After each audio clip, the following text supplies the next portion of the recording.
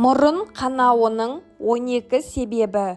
Мұрынның қанауы жиі кездесетін жағдай, бірақ ол тек жарақат алғаннан қанамайды.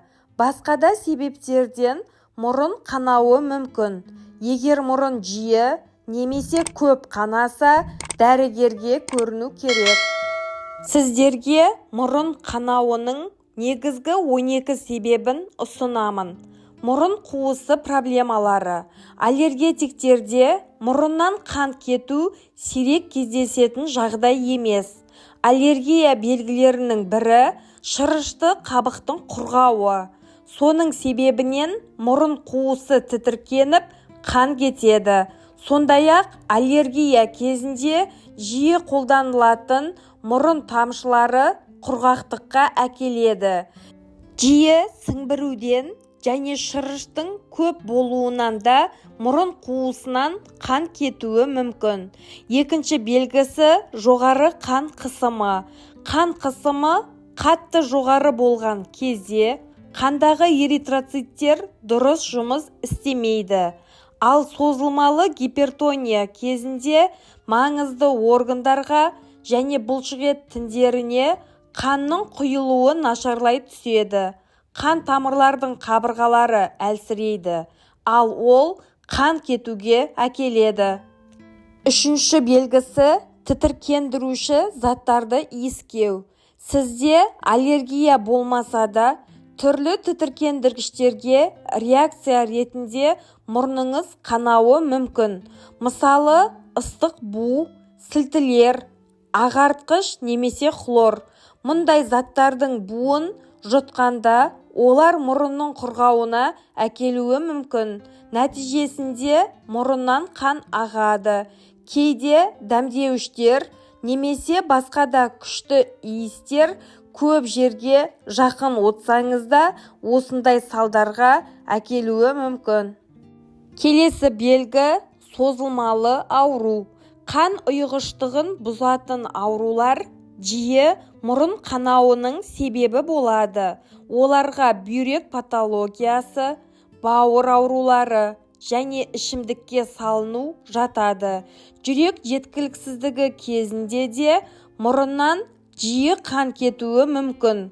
Ол бас ауруымен, демікпе және мазасыздықпен бірге жүреді.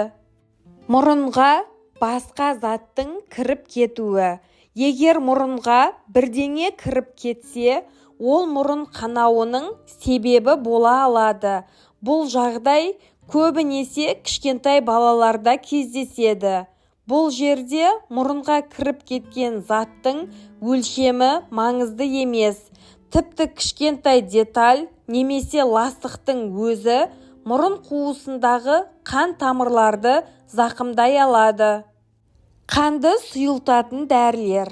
Қанды сұйылтатын дәрілер мұрынды қанатып, жағдайды қиындатуы мүмкін.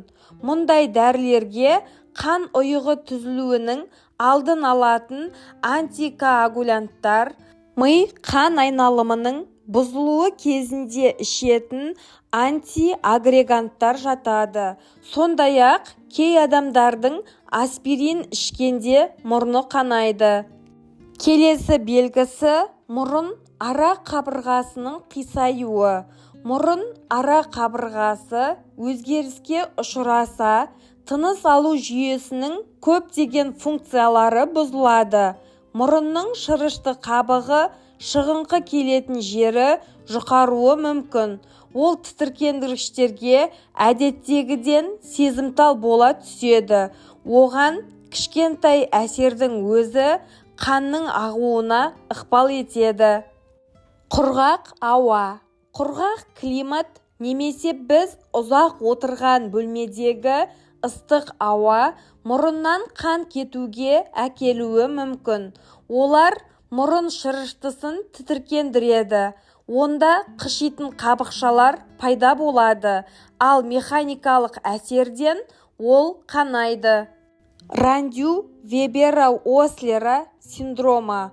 Бұл патологиясы бар адамдарда бүкіл денесінде, сондай-ақ мұрын қабығындағы ұсақ қан тамырлар кеңейіп кетеді. Бұл сирек кездесетін тұқым қуалайтын ауру. Бұл синдром кезінде мұрынның шырышты қабығының аздап зақымдалуы қан кетуге себеп болады. Мұрыннан қан кетудің келесі белгісі дене температурасының бірден көтерілуі. Мұрыннан қан ағу күн тию белгілерінің бірі. Сондай-ақ ол тұмаудың себебінен дене температурасының көтерілуі кезінде де қанайды. Гормонды фонның өзгеруі. Ағзадағы гормондар деңгейі өзгерсе, мұрыннан қан кетуі мүмкін. Бұл жағдайға көбіне жүкті әйелдер жолығады. Сондай-ақ ол етеккір үзілісі және жасөспірімдерде жыныстық жетілу кезінде орын алуы мүмкін. К, С дәрумендерінің және кальцийдің жетіспеуі. Ағзаға дәрумендер жетіспеген кезде мұрыннан жиі қан кетуі мүмкін. Бұл біздің қан тамырларға К және С дәрумендерінің кальцийдің тікелей әсерімен байланысты. Егер микроэлементтер жетіспесе, қан тамырлар жіңішке әрі сынғыш бола түседі де кішкентай әсердің өзінен қанайды. Ал дәрігерлердің айтуынша, мұрыннан жиі қан кету, мұрын қуысының жаралануы және гипертония, жүрек ақауы, өкпе эмфиземасы, бауырдың зақымдануы сияқты тамыр ауруларынан болады. Мұрыннан қан кетудің 85% аурудың белгісі саналады, ал 15% мұрын қуысы аурулары себебінен болады. Қан кетудің түрлеріне тоқталатын болсақ, физиотерапевттер бұл жағдайды сипатына қарай болмашы қанау, қалыпты қанау және ауыр қанау деп үшке бөледі. Алғашқысы мұрын қуысынан тамшылап қана қан бөлінуі. Мұның айтарлықтай қаупі жоқ. Дегенмен ол созылмалы аурудың бастапқы белгісі болуы ғажап емес.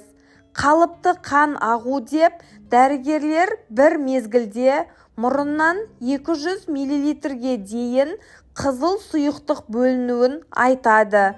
Мұндай жағдайда қан адамның өңешіне құйылуы да мүмкін.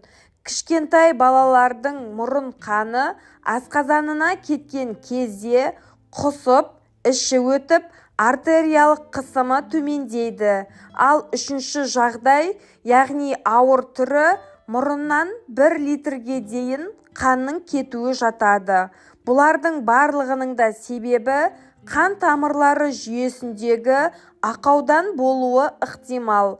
Сондықтан дер кезінде дәрігерге көрінген абзал. Мұрыннан қан кету кезінде диагнозды анықтау оңай емес. Алайда, егер қан қою қызыл түсті болса, онда мұрын қуысының терең аймағынан аққанын білуге болады. Қан жоғалту кезінде бас айналу, тахикардия, ентігу болады. Ал осы қанды қалай тоқтатуға болады? Қан ағып тұрған мұрынды саусақпен басу, науқасты дұрыс қалыпта отырғызу керек. Мұндай кезде адамды жатқызуға болмайды. Себебі мұрыннан аққан қан науқастың мұрын жұтқыншағына кетіп, асқазанды тітіркендіреді. Мамандар қан кеткен кезде 15-20 минут мұрынды дымқыл мақтамен немесе дәкемен көлегейлеуге кеңес береді. Мұрыннан қан ағуды тоқтату үшін нафтизин, санарин, ксимилин сияқты тамшыларды тамызуға болады. Егер жас баланың мұрнынан қан кетсе, осы тамшылардың балаларға арналған түрін пайдалануға болады. Мұрыннан қан кету тоқтамаса, тезірек жедел жәрдем шақыртқан дұрыс. Айтылған ақпараттар кәделеріңізге жарасын, дендеріңіз сау болсын, ауырмаңыздар.